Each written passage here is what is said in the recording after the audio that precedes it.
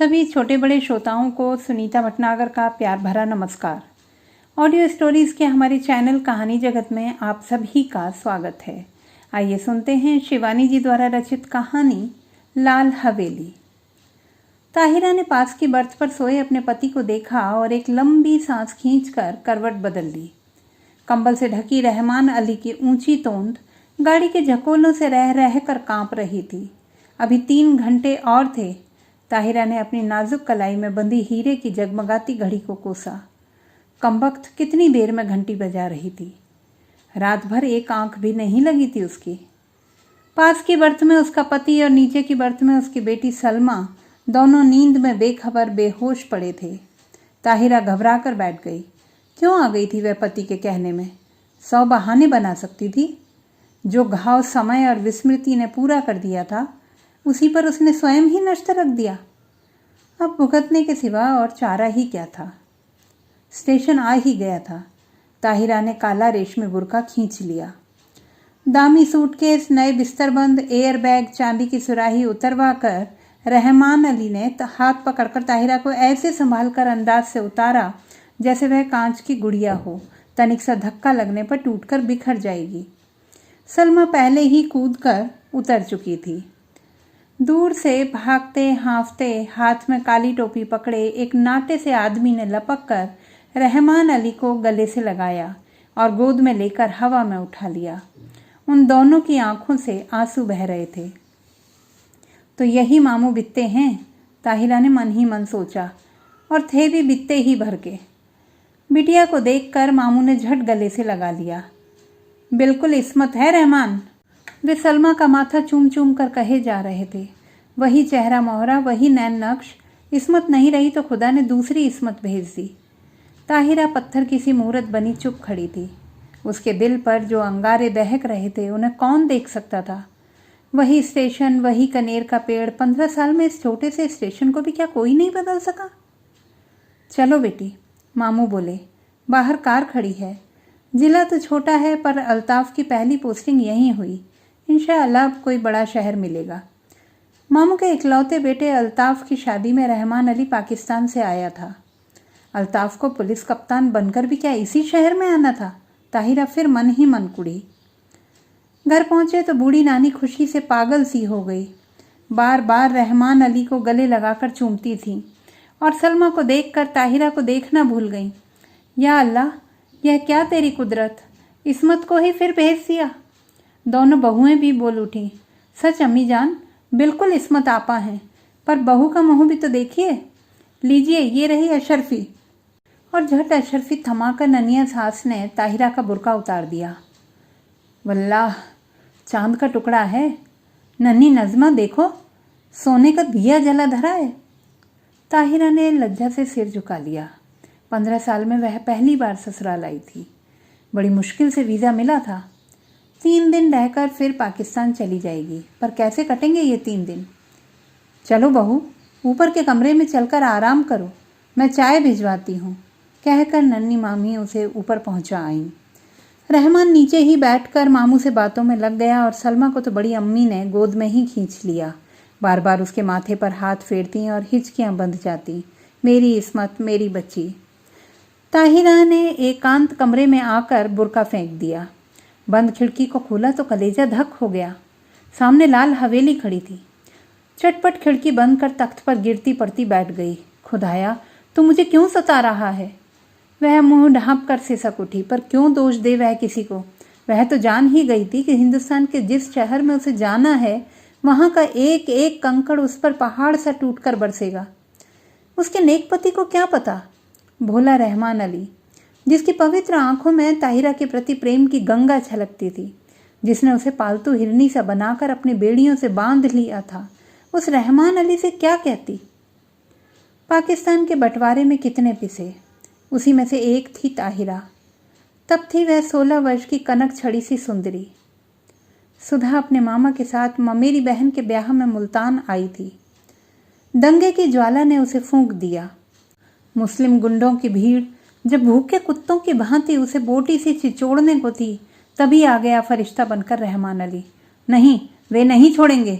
हिंदुओं ने उनकी बहू बेटियों को छोड़ दिया था क्या? पर रहमान अली की आवाज़ की मीठी डोर ने उन्हें बांध लिया। सांवला दुबला पतला रहमान सहसा कठोर मेघ बनकर उस पर छा गया। सुधा बच गई पर ताहिरा बनकर। रहमान की जवान बीबी को भी दहली में ऐसे ही पीस दिया गया था। वह जान बचाकर भाग आया था, बुझा और घायल दिल लेकर। सुधा ने बहुत सोचा समझा और रहमान ने भी दलीलें दी, पर पशेमान हो गया। हार कर किसी ने एक दूसरे पर बीती बिना सुने ही मजबूरियों से समझौता कर लिया। ताहिरा उदास होती तो रहमान अली आसमान से तारे तोड़ लाता, वह हंसती तो वह कुर्बान हो जाता। 1 साल बाद बेटी पैदा हुई तो रहा सहा मैल भी धुल कर रह गया। अब ताहिरा उसकी बेटी की माँ थी, उसकी किस्मत का बुलंद सितारा। पहले कराची में छोटी सी बजाजी की दुकान थी, अब वह सबसे बड़े डिपार्टमेंटल स्टोर का मालिक था। 10 सुंदरी एंग्लो इंडियन छोकरियां उसके इशारों पर नाचती थीं। धड़ाधड़ अमरीकी नायलॉन और डेक्रोन बेचती। दुबला पतला रहमान हवा भरे रबर के खिलौने सा फूलने लगा। तोंद बढ़ गई, गर्दन ऐंठ कर शानदार अकड़ से ऊंची उठ गई, सीना तन गया। आवाज में खुद ब खुद एक अमरीकी डॉल आ गया। पर नीलम पुकरात से जड़ी हीरे से दमकती चमकती ताहिरा शीशम के हाथीदार जड़े छप्पर खट पर अब भी बेचैन करवटें ही बदलती। मार्च के जाड़े से दामन छुड़वाती हल्की गर्मी की उमस लिए पाकिस्तानी दोपहरिया में पानी से निकली मछली सी तड़फड़ा उठती। मस्ती भरे होली के दिन जो अब उसकी पाकिस्तानी जिंदगी में कभी नहीं आएंगे। गुलाबी मलमल की वह चुनरी उसे अभी भी याद है। अम्मा ने हल्का सा गोटा टांग दिया था। हाथ में मोटी सी पुस्तक लिए उसका तरुण पति कुछ पढ़ रहा था। घुंघराली लटों का एक गुच्छा चौड़े माथे पर झुक गया था। हाथ की अध जली सिगरेट हाथ में ही बुझ गई थी। गुलाबी चुनरी के गोटे की चमक देखते ही उसने और भी सिर झुका दिया था। चुलबुली सुंदरी बालिका नववधू से झेप झेप कर रह जाता था बेचारा। पीछे से चुपचाप आकर सुधा ने दोनों गालों पर अबीर मल दिया था और झट चौके में घुसकर अम्मा के साथ गुजिया बनाने में जुट गई थी। वहीं से सास की नज़र बचाकर भोली चितवन से पति की ओर देख चट से छोटी सी गुलाबी जीभ निकालकर चिढ़ा भी दिया था उसने। जब वह मुल्तान जाने को हुई तो कितना कहा था उन्होंने, सुधा मुल्तान मत जाओ, पर वह क्या जानती थी कि दुर्भाग्य का मेघ उस पर मंडरा रहा है। स्टेशन पर छोड़ने आए थे, इसी स्टेशन पर। यही कनेर का पेड़ था, यही जंगल। मामा जी के साथ गठरी सी बनी सुधा को घूंघट उठाने का अवकाश नहीं मिला। गाड़ी चली तो साहस कर उसने घूंघट जरा सा खिसका कर अंतिम बार उन्हें देखा था। वही अमृत की अंतिम घूंट थी। सुधा तो मर गई, अब ताहिरा थी। उसने फिर कांपते हाथों से खिड़की खोली। वही लाल हवेली थी उसके ससुर वकील साहब की। वही छत पर चढ़ी रात की रानी की बेल, तीसरा कमरा जहां उसके जीवन की कितनी रस भरी रातें बीती थीं। न जाने क्या कर रहे होंगे, शादी कर ली होगी, क्या पता बच्चों से खेल रहे हों। आंखें फिर बरसने लगी और एक अनजाने मोह से वह जूझ उठी। ताहिरा, अरे कहाँ हो? रहमान अली का स्वर आया और हड़बड़ा कर आंखें पहुँच ताहिरा बिस्तर बंद खोलने लगी। रहमान अली ने गीली आंखें देखी तो घुटना टेक कर उसके पास बैठ गया। बीवी, क्या बात हो गई? सिर तो नहीं दुख रहा है? चलो चलो लेटो चलकर। कितनी बार समझाया है यह सब काम मत किया करो, पर सुनता कौन है। बैठो कुर्सी पर, मैं बिस्तर खोलता हूँ। मखमली गद्दे पर रेशमी चादर बिछाकर रहमान अली ने ताहिरा को लिटा दिया और शरबत लेने चला गया। सलमा आकर सिर दबाने लगी। बड़ी अम्मी ने आकर कहा, नज़र लग गई है और क्या। नन्ही नजमा ने दहकते अंगारों पर चून और मिर्च से नज़र उतारी। किसी ने कहा, दिल का दौरा पड़ गया, आंवले का मुरब्बा चटा कर देखो। लाड़ और दुलार की थपकियां देकर सब चले गए। पास में लेटा रहमान अली खर्राटे भरने लगा तो दबे पैरों वह फिर खिड़की पर जा खड़ी हुई। बहुत दिनों से प्यासे को जैसे ठंडे पानी की झील मिल गई हो। पानी पी पी कर भी प्यास नहीं बुझ रही थी। तीसरी मंजिल पर रोशनी जल रही थी। उस घर में रात का खाना देर से ही निपटता था। फिर खाने के बाद दूध पीने की भी तो उन्हें आदत थी। इतने साल गुजर गए लेकिन उनकी एक एक आदत उसे दो के पहाड़े की तरह जुबानी याद थी।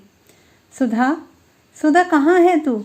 उसका हृदय उसे स्वयं धिक्कार उठा। तूने अपना गला क्यों नहीं घोंट दिया? तू मर क्यों नहीं गई कुएं में कूदकर? क्या पाकिस्तान के कुएं सूख गए थे? तूने धर्म छोड़ा पर संस्कार रह गए, प्रेम की धारा मोड़ दी पर बेड़ी नहीं कटी। हर तीज, होली, दिवाली तेरे कलेजे पर भाला भौंक कर निकल जाती है। हर ईद तुझे खुशी से क्यों नहीं भर देती? आज सामने तेरे ससुराल की हवेली है, जा उनके चरणों में गिरकर अपने पाप धो ले। ताहिरा ने सिसकियां रोकने को दुपट्टा मुंह में दबा लिया। रहमान अली ने करवट बदली और पलंग चरमराया। दबे पैर रखती ताहिरा फिर लेट गई। सुबह उठी तो शहनाइयाँ बज रही थीं। रेशमी रंग बिरंगी गरारा कमीज, अबरखी चमकते दुपट्टे, हिना और मोतिया की गमक से पूरा घर महमह कर रहा था। पुलिस बैंड तैयार था। खाकी वर्दियाँ और लाल तुर्रम के साफे सूरज के किरणों से चमक रहे थे। बारात में घर की सब औरतें भी जाएंगी। एक बस में रेशमी चादर तानकर पर्दा खींच दिया गया था। लड़कियां बड़ी बड़ी सुरमेदार आंखों से नशा सा बिखेरती एक दूसरे पर गिरती पड़ती बस पर चढ़ रही थीं। बड़ी बूढ़ियां पानदान समेटकर बड़े इत्मीनान से बैठने जा रही थीं और पीछे पीछे ताहिरा काला बुर्का ओढ़कर ऐसी गुमसुम चली जा रही थी जैसे सुध बुध खो बैठी हो। ऐसी ही एक सांझ को वह भी दुल्हन बनकर इसी शहर में आई थी। बस में सिमटी सिमटाई लाल चुनर से ढकी। आज था स्याह बुर्का जिसने उसका चेहरा ही नहीं पूरी पिछली जिंदगी को भी अंधेरे में डुबो कर रख दिया था। अरे किसी ने वकील साहब के यहाँ बुलौआ भेजा या नहीं? बड़ी अम्मी बोली और ताहिरा के दिल पर नश्तर फिरा। दे दिया अम्मी, मामू जान बोले। उनकी तबीयत ठीक नहीं है, इसी से नहीं आए। बड़े नेक आदमी हैं। बड़ी अम्मी ने डिबिया खोलकर पान मुंह में भरा और फिर छाले की चुटकी निकाली और बोली, शहर के सबसे नामी वकील के बेटे हैं, पर आस न औलाद। सुना एक बीवी दंगे में मर गई तो फिर घर ही नहीं बसाया। बड़ी धूमधाम से ब्याह हुआ। चांद से दुल्हन आई। शाम को पिक्चर का प्रोग्राम बना। नया जोड़ा, बड़ी अम्मी, लड़कियां, यहाँ तक कि घर की नौकरानियां भी बन ठन कर तैयार हो गईं। पर ताहिरा नहीं गई। उसका सिर दुख रहा था। बेसिर पैर के मोहब्बत के गाने सुनने की ताकत उसमें नहीं थी। अकेले अंधेरे कमरे में वह चुपचाप पड़ी रहना चाहती थी। हिंदुस्तान, प्यारे हिंदुस्तान की आखिरी सांझ। जब सब चले गए तो तेज़ बत्ती जलाकर वह आदमकद आईने के सामने खड़ी हो गई। समय और भाग्य का अत्याचार भी उसके अलौकिक सौंदर्य को नहीं लूट सका था। वही बड़ी बड़ी आंखें, गोरा रंग और संगमरमर सी सफ़ेद देह। कौन कहेगा वह एक जवान बेटी की माँ है? कहीं पर भी उसके पुष्ट यौवन ने समय से मुँह की नहीं खाई थी। कल वह सुबह 4 बजे चली जाएगी। जिस देवता ने उसके लिए सर्वस्व त्याग कर वैरागी का वेश धर लिया है, क्या एक बार भी उसके दर्शन नहीं मिलेंगे? किसी शैतान नटखट बालक की भांति उसकी आंखें चमकने लगी। झटपट बुर्का ओढ़ वह बाहर निकल आई। पैरों में बिजली की गति आ गई, पर हवेली के पास आकर वह पसीना पसीना हो गई। पिछवाड़े की सीढ़ियां उसे याद थीं जो ठीक उनके कमरे की छोटी खिड़की के पास आकर ही रुकती थीं। एक एक पैर 10 मन का हो गया। कलेजा फट फट कर मुंह को आ गया, पर अब वह ताहिरा नहीं थी।